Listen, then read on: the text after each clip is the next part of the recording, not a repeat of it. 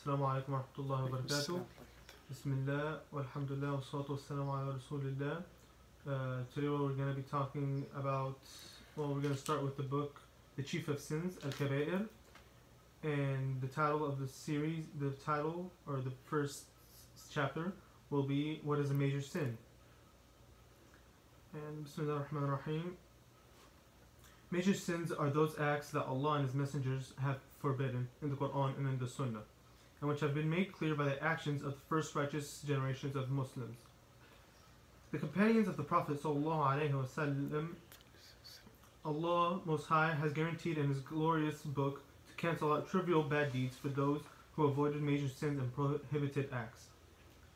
If you avoid the great sins you are forbidden to commit, we will cancel out your other evil deeds for you and admit you to paradise through a noble entrance.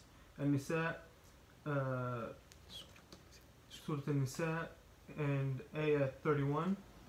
Thus, Allah Most High has guaranteed the garden of paradise to those who avoid the great sins. Allah has also stated, those who avoid the greatest of sins and indecencies and forgive when they are angry. Surah Al-Shura, line 37. He also says, those who refrain from the greatest vices and sexual offenses except for oversights will find your Lord is boundless when it comes to forgiveness. Surah Al-Najm, line 82.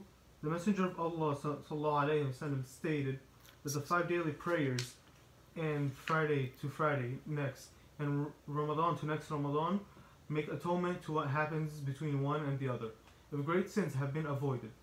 We have therefore to determine what major sins are in order that Muslims should avoid them. We found difference of opinion among scholars in this respect.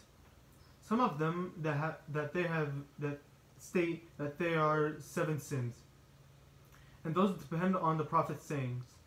Avoid the 7 noxious things.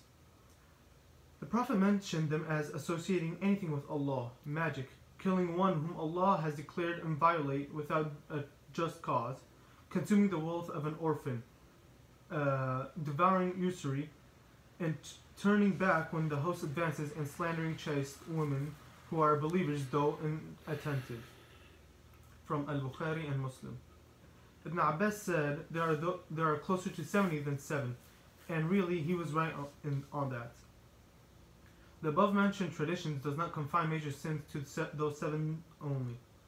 What evidence and argument show is that anyone who commits one of the great crimes that calls for a prescribed punishment in this world, such as murder, theft, fornication, or commits any prohibited acts for which there are any warning of torment, anger, and threat by Allah in the hereafter, or a deed those doer is cursed by our Prophet ﷺ, his crime falls no doubt in the category of the major sins. Of course, we have to admit that some sins are more serious than others. We see that the Prophet ﷺ included shirk, associating something other than something or someone with Allah. Among major sins, though, the doer of such greater sin will remain forever in hell and will never be forgiven. Allah the Most Mighty says, God does not forgive one associating others with Him. He forgives anyone He wishes to for anything other than that. Surah An-Nisa, line 48. Assalamu alaikum wa rahmatullahi wa barakatuh. Subhanakallah wa bihamdik. Nashhadu an la ilaha illa ant. Nastaghfiruka wa natubu ilayk.